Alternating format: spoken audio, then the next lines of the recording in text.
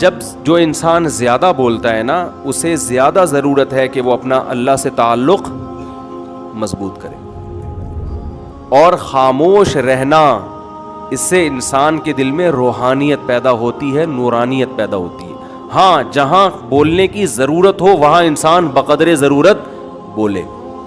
اور خاموش رہنا کی دو قسمیں ہیں. ایک تو اس لیے انسان خاموش رہتا ہے کہ بولنے کا کانفیڈنس ہی نہیں ہوتا.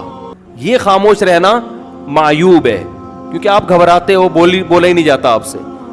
بولنے کی پاور ہونا, اسپیکنگ پاور ہونا, یہ اللہ کی بہت بڑی نعمت ہے. تو یہ والا خاموشی مراد نہیں ہے کہ آپ کو شرم آ رہی ہے بولتے ہوئے. یہ تو آدمی دنیا میں کسی کام کا رہتا ہی نہیں ہے. بہت سے لوگ شرمیلے ہوتے ہیں, بولنے کے ٹائم پہ بھی نہیں بول رہے ہوتے, تو وہ سمجھتے ہیں کہ لوگ یہ کہ بہت نیک لوگ ہیں ماشاءاللہ, خاموش مزاج ہیں. خاموش مزاج نہیں ہے, شرمیلے ہیں. یہ بولنے کے ٹائم پہ بھی ان کی آواز نکلتی نہیں ہے. ہم جب حضرت مفتی رشید احمد صاحب رحمہ اللہ تعالیٰ کے پاس گئے نا, شروع میں جب کالج چھوڑ کے ہم گئے, تو وہاں بہت سے لوگ آیا کرتے تھے. حضرت کبھی کسی سے نام پوچھتے نا تو وہ شرمیلا نام ہی منہ سے اتنا ہلکا نکلتا کہ سنائی نہیں دیتا تھا. تو حضرت کو غصہ آتا, فرماتے ذرا زور سے بولو, آواز نہیں آ رہی ہے. پھر وہ زمین میں گڑتا جا رہا ہے کہ بھائی بڑے بزرگ, ان کا ایک روب بھی تھا.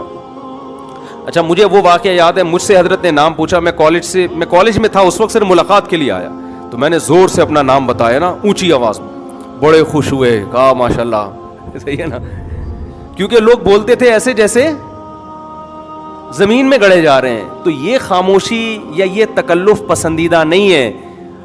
میں بھی لوگوں کو اندازہ لگا لیتا ہوں, ملنے کے لیے آتے ہیں نا, بھائی آپ یہاں بیٹھے ہو, یہیں سے اپنی بات ذرا اونچی آواز میں بتا دو.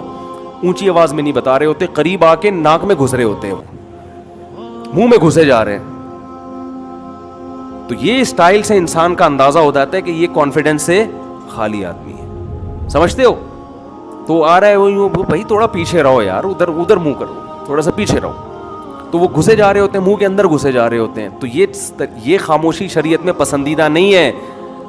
سمجھتے ہو کہ نہیں سمجھتے؟ وہ بولنا ناپسندیدہ ہے جس میں بولنے کا شوق ہو, تو اس کو شریعت نے پسند نہیں کیا.